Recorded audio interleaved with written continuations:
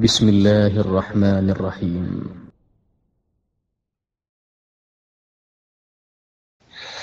Le Coran, ce que nous en connaissons, je veux dire, nous donnons des interprétations qu'il faut. Je pense que c'est ce qui est important dans un contexte pareil.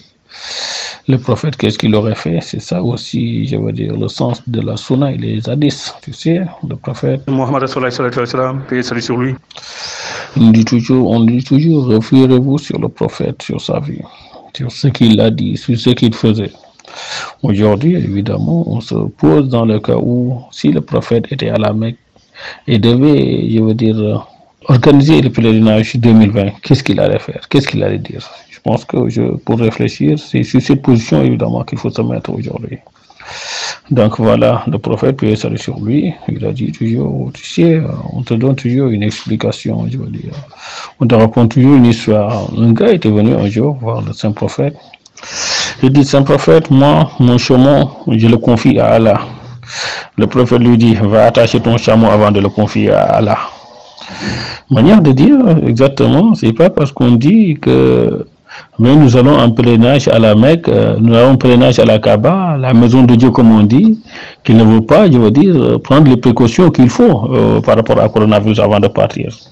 Le prophète aurait dit, avant de venir ici en pèlerinage, prenez les précautions qu'il faut. Les précautions qu'il faut, c'est quoi? C'est évidemment se confiner, je veux dire, se prémunir, je veux dire. Tout ce qu'il faut faire pour ne pas avoir coronavirus, il faut le faire.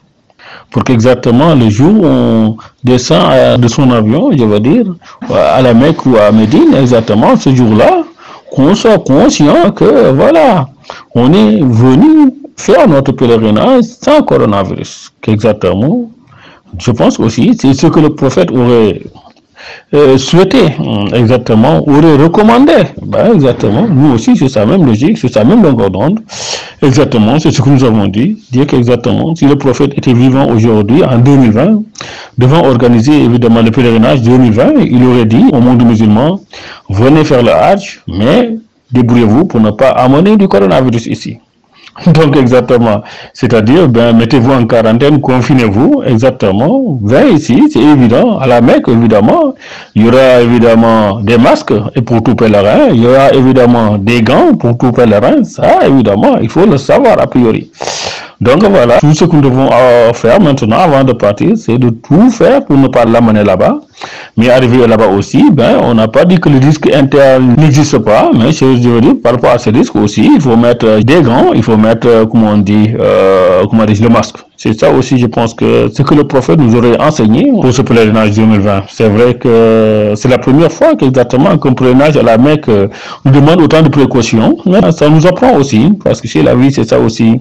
Peut-être c'est le premier pèlerinage qui se passe comme ça, mais ça ne sera pas le dernier. Dans l'histoire de l'humanité, ça ne peut pas être le dernier. Il y aura toujours dans l'avenir d'autres événements qui peut-être exigeront plus de précautions. Et en tout cas, pour cette année, je pense que le pèlerinage à la Mecque nous dit exactement tout ce qu'il faut pour se prémunir de coronavirus. Faites-le. Donc exactement, je pense que c'est ce qui est important.